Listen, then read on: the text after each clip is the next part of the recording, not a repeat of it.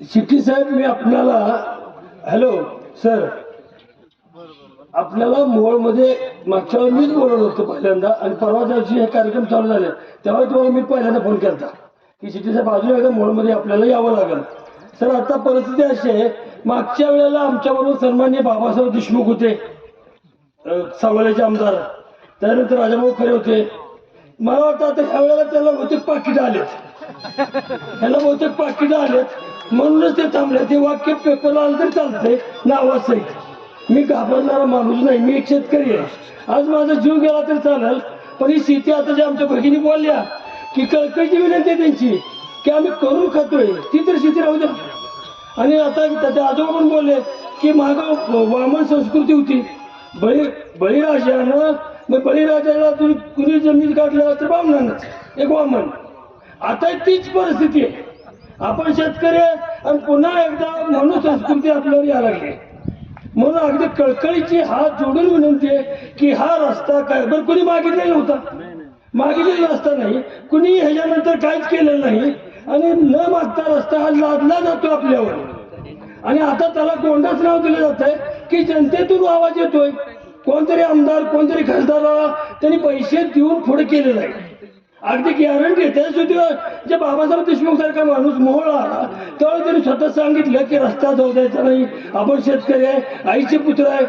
आज कुठे गेलं सगळं? मग आज गेलं कुठं? पैशाच्या पुढे झुकलं का सगळं? आता त्याला बोलायला एक जागा आहे की लोकांमधून आवाज आला म्हणून मी करावं लागतंय मला. साहेब हे सगळं खोटं आहे. हे फक्त पैशा पुढे झुकलेली माणसं आहेत. पैशासाठी ते काय पण करायला तयार झालं.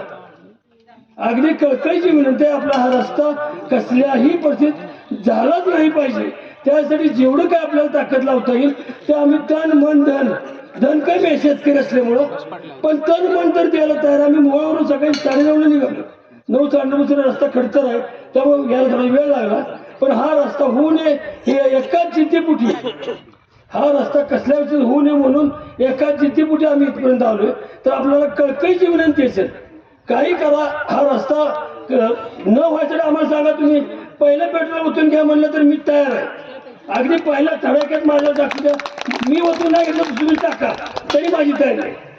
का तर आज त्यांनी सांगितलं की त्या पैशाला वाटा खूप आहेत, त्याच्यानंतर बहिणी बाळा उठून बसणार आहेत, पुन्हा बहीण भावाची मांडणं लागणार आहेत, नातीगुती संपणार आहेत.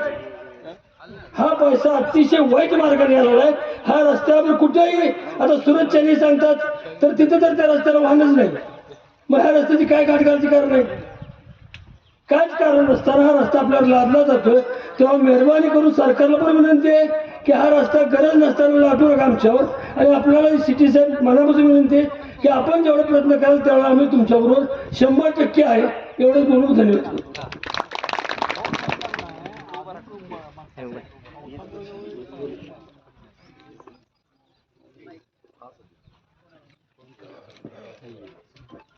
हॅलो बंधू भगिनींनो, मी एक शेतकरी नाही, मी रोज शेतात काम करते. तुम्ही सांगा, आज माझ्या शेतातून, आज ह्या जमिनीतून मला जर बाहेर काढलं, माझ्या आईच्या पोटातून जर मला बाहेर काढलं तर मला आनंद होईल का?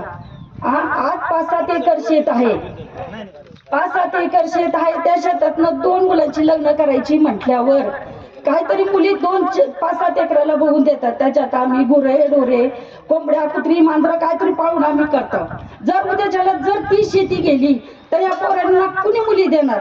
मुली तर देतच नाहीत शेताला बघू तर, पण एक आशा म्हणून तरी देतात.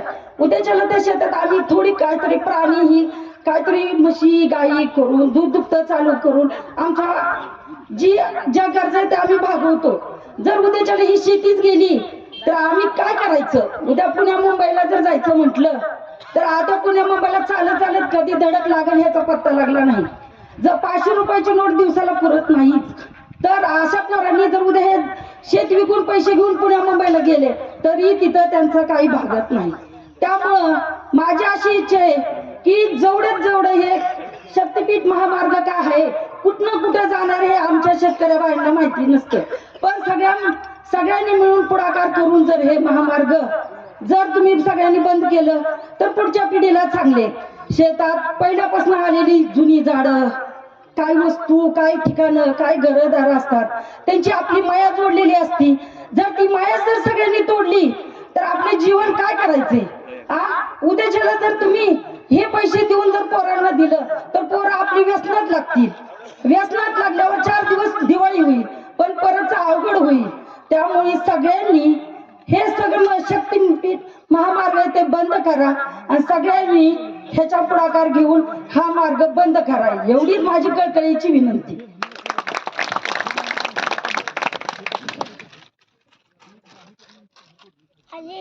आदरणीय राजीवजी शेट्टी साहेब, येथे जमलेल्या माझ्या शेतकरी बंधू आणि भगिनींनो, मी माझ्या मोडक्या तोडक्या भाषेमध्ये 4 शब्द सांगणार आहे.